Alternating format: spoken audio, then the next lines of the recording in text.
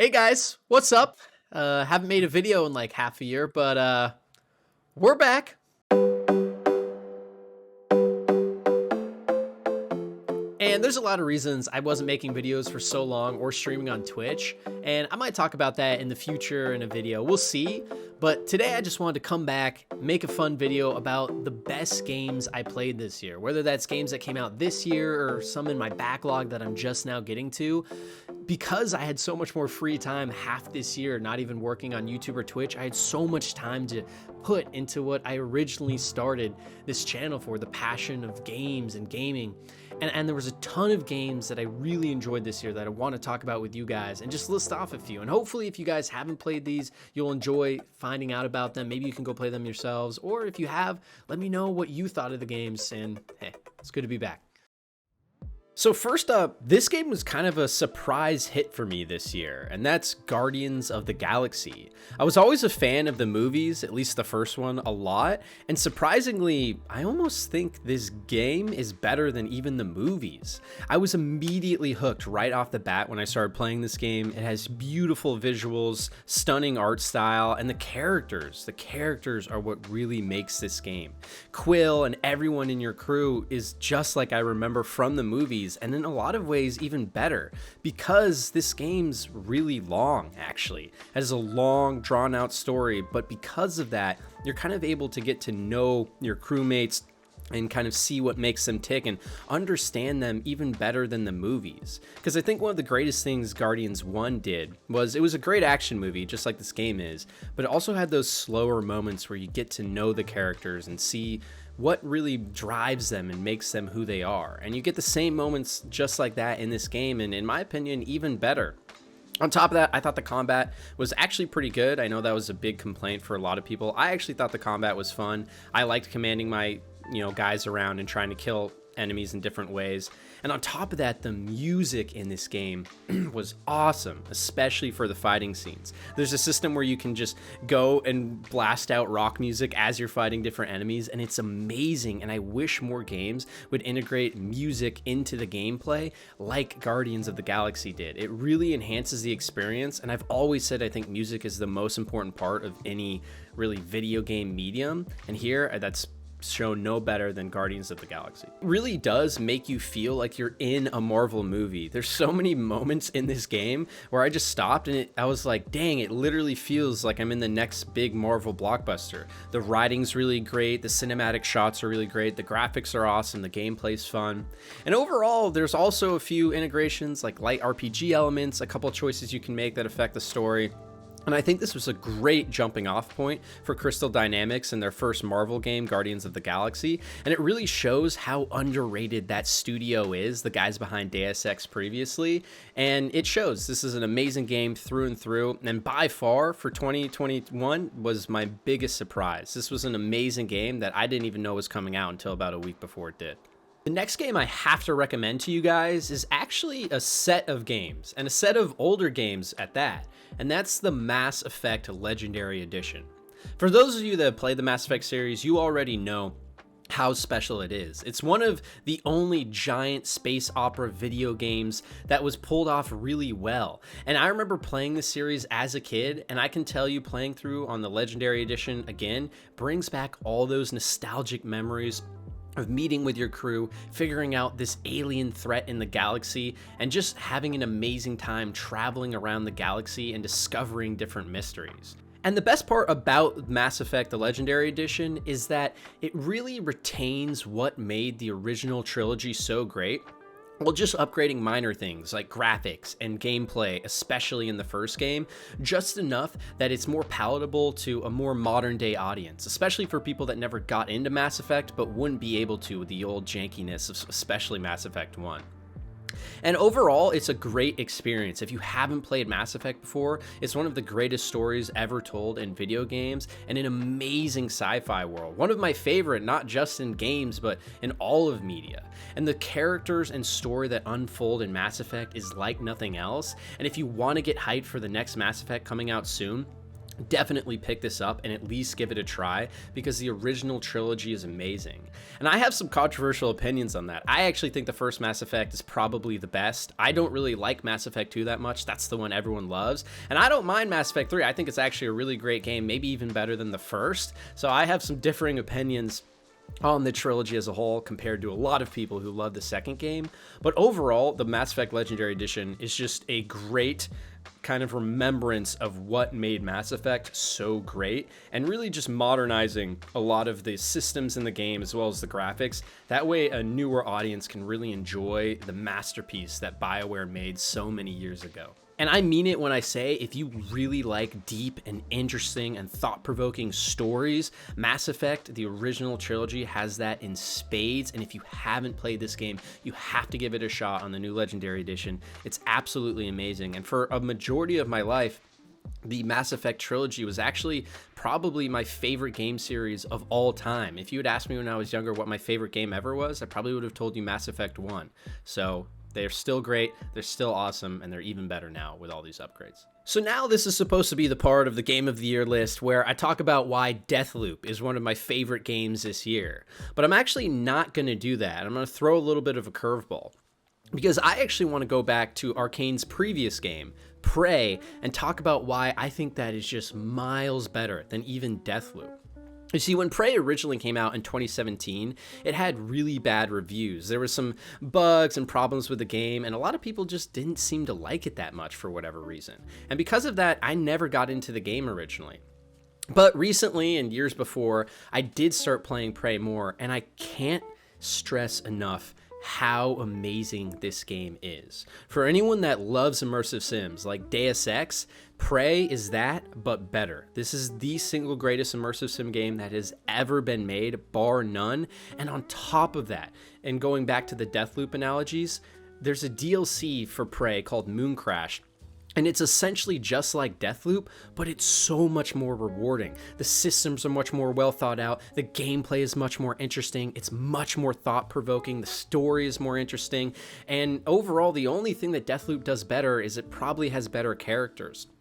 But I can't stress enough how amazing Prey is. The first 30 minutes of the base game is probably the best intro to a video game I've ever played, and that's what immediately hooked me on this game and made me play more. But the gameplay systems and the immersive sim-like kind of gameplay environments that Prey introduces is immaculate. I can't stress how fun it is to play this game and solve puzzles your own way. I remember there was one point early on when I was first playing Prey where you get a weapon called the glue cannon, and it essentially is a way you can freeze enemies in place. That way you can just hit them down and kill them and they can't hit you. But I noticed I was able to kind of hit the glue cannon on the ground and against walls. And I wondered, would I be able to build a bridge up to this second floor that I wasn't able to access? And I was. And there's so many moments like that in Prey where you can use your abilities and your gadgets in cool and interesting ways with the environment and with the enemies, and solve problems in so many different ways, just like all the great immersive sims of old. And it's one of the most rewarding and interesting experiences I've had, along with a great story that really keeps you hooked the entire time, as well as some interesting twists. And overall, I love Prey. I think it's probably my second favorite game of all time, and I barely replay games, but I've replayed Prey multiple times, including this year, and it really solidified how great this game is. If there's one game you should try on this list that you haven't, if you haven't, it's this game right here. Prey is absolutely amazing. Please give it a shot if you haven't. Next up, I have a game that's been getting a lot of praise this year. In fact, even winning the Game of the Year award, and that's It Takes Two. And, well, I don't know what else to say besides there's a good reason, and it's well deserved that this game won Game of the Year. This is probably the greatest co-op game I have ever played in my life. Previously, I would have said that was Portal 2, but I think It Takes Two just edges that out. And the thing about It Takes Two is it's just an amazing experience built from the ground up with co-op in mind. And I actually played this game on couch co-op locally with a bunch of my friends, my ex-girlfriend, RIP, and it was an amazing experience. The game has an awesome art style. It's constantly mixing things up, and it almost feels like you're playing different styles of games every other 10 minutes. At one point, you'll be playing a fighter, the next point you're playing a platformer, and then the next point you're playing a shooter game or a Diablo-style game. And the environments are just so fun. The game is all about fun. I feel like at every second you're playing this game, you're having fun, you have a smile on your face, and you're just having a good time. I think the story could have been a little better. I liked the idea they were going for with kind of having a marriage come together and kind of fixing that. And I liked it more than a lot of people. But overall, that wasn't the main draw of this game. It was the puzzle solving. It was the new and wacky environments. It was the constantly changing gameplay that always kept you on your toes. And more than anything, it was the fact that this game was built from the ground up to be played with someone else, and you had to work together. And it was such a different style of game than we were used to. And I really liked that. And a lot of my friends that aren't gamers and don't like games, this is a game they truly loved. And this was a game when they came over to my place, they always wanted to play. Even though they were someone that wasn't into Call of Duty, wasn't into Halo, wasn't into any other games, and never played any games besides maybe Candy Crush, this game really got them hooked and excited about gaming. And there's a reason for that. It's a great game. And overall, the only thing I would improve is in the last levels, there's a lot of music, which I thought was a great way to end the game, but I thought there could have been more there. And if they had done a really big music send-off, even more than they had, I think I would have given this game an almost perfect score. But besides that, it's an amazing experience. It's a surprisingly long game, by the way, so if you're playing with friends, you're going to need a few weekends.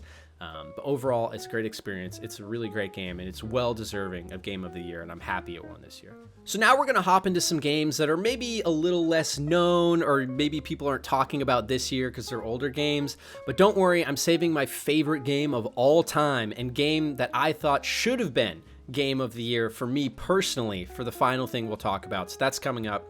But next, I want to talk about The Outer Worlds. And I know The Outer Worlds didn't come out this year, but this is actually the first year I genuinely played through the entire game. You see, when I first tried Outer Worlds when it originally came out, I just got bored of it, to be completely honest, within a couple hours, and I put it down and I never came back.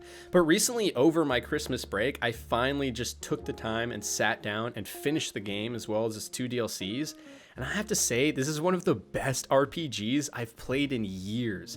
It reminds me a lot of RPGs I grew up playing, where choice matters a lot. Your character build is really important to your playthrough.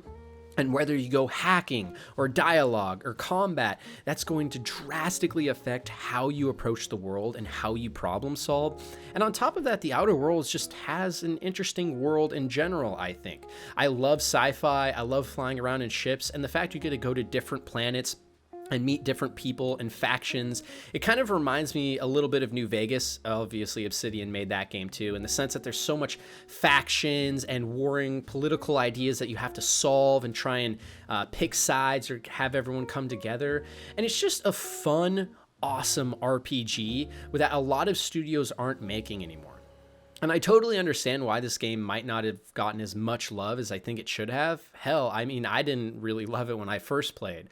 But I can tell you, playing through those DLCs and playing through the entire base game, there's something really special about The Outer Worlds. And it's one of my favorite games I played this entire year. And yes, I think there's a lot of problems too. There's a reason this isn't as big as The Elder Scrolls or Fallout.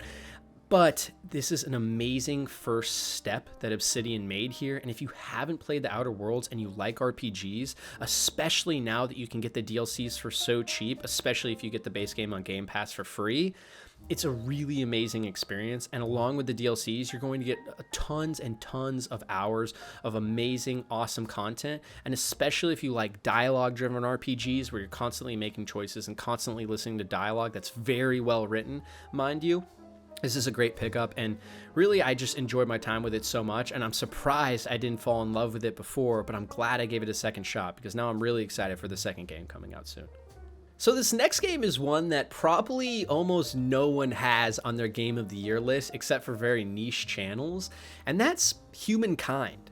It's a PC game that's kind of like Civilization for anyone that's played those games before, and I just have to say, I really like this game. I originally got it on Game Pass, otherwise I probably wouldn't have given it a shot, but I've now sunk probably hundreds of hours into Humankind. It's just an awesome Civ-like experience, and I'd have to say, now spending all this time with it, I think I like the Humankind template even more than the Civilization template, a game that I played so much growing up as a kid.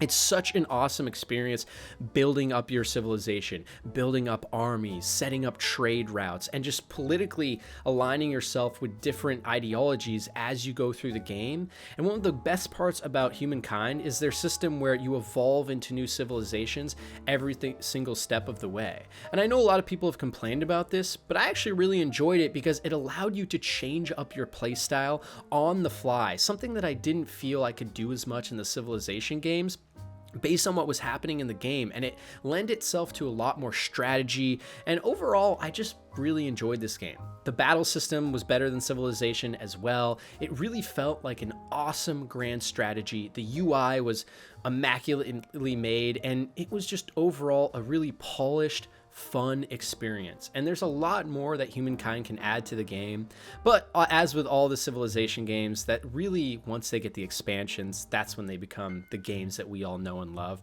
And I think as Humankind evolves this year and next year, it's going to be awesome to see what they can add to the game, and if they can really make the perfect 4X game I've always wanted. Because this is one of the funnest 4X games I've ever played, and the one I've really stuck with in my now older years, the only one I've stuck with.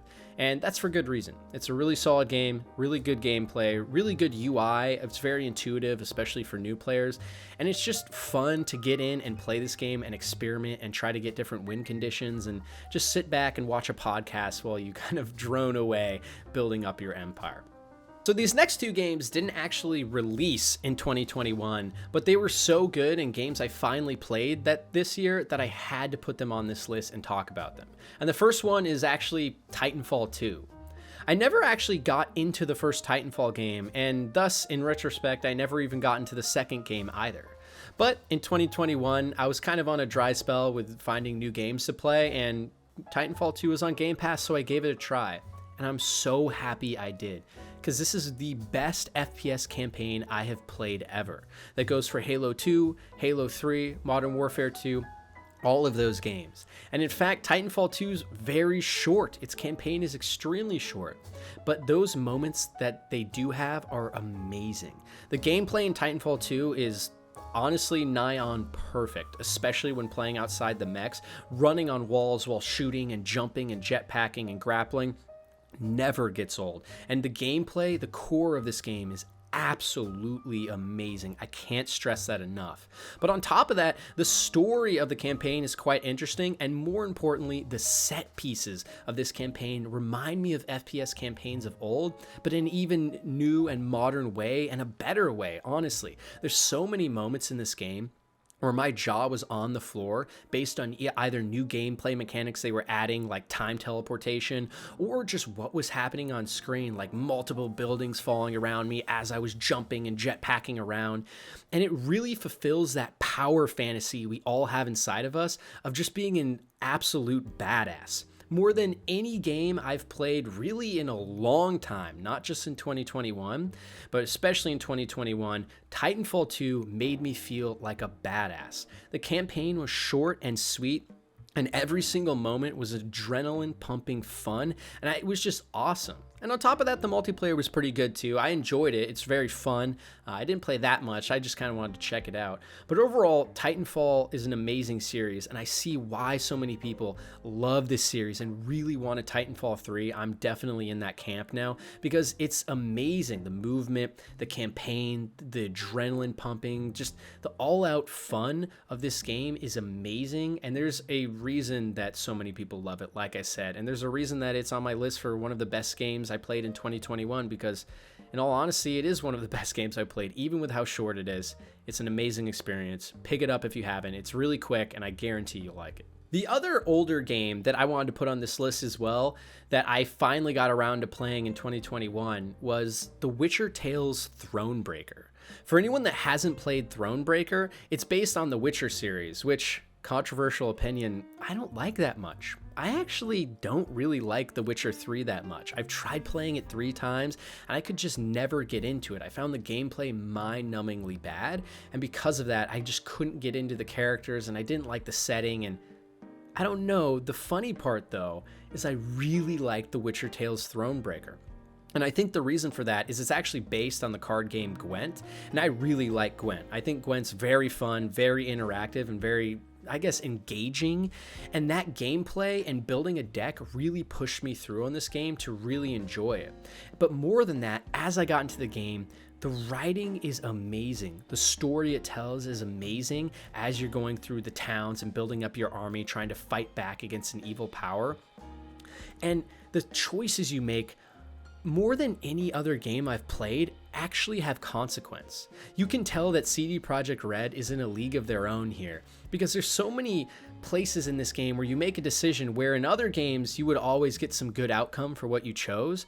A lot of the times you can make mistakes here. You can trust people that will backstab you. You can end up helping people that pisses other people that were your friends off. And it's a very politically driven game in that sense, and it feels a lot more mature than a lot of choice-based games I've played before, but it made it so much more interesting because as I was going through the story, I was always wondering, what would this decision have? Who would this hurt and who would this help? Even in games like Mass Effect, where there are decisions and there's choices and consequences, to be completely honest, the consequences don't ever feel that bad. It almost feels like you always somehow make it end up working for you in a good way, unless you're purposely trying to screw everything up. But in Thronebreaker, it really does feel like you never know what the right choice is, and it makes it so much more interesting. And on top of that, the way that gameplay is intertwined with the story is really awesome. So there's moments where if you betray someone, they might just leave your camp and suddenly you lose their card to use in the Gwent card game, which means you might have just lost your favorite card to use in gameplay because you pissed the actual person off. Or you might recruit a militia team that gives you new militia cards that end up being very good.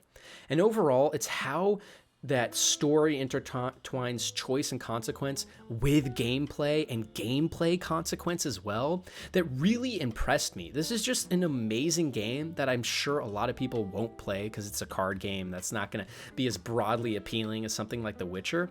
But I can tell you, as someone that didn't really enjoy The Witcher that much, this is finally the game that got me into the Witcher universe and excited about the characters and interested in the characters. And more than anything, it also just made me interested in this style of game where gameplay and choice affects the world so much. I really enjoy this game and I can't recommend it enough. And now, before we get to my favorite game of all time and my favorite game of 2021, I also want to give a little shout out to what's actually probably the best just gaming thing in general, not even necessarily a game of 2021, and that's Xbox Game Pass.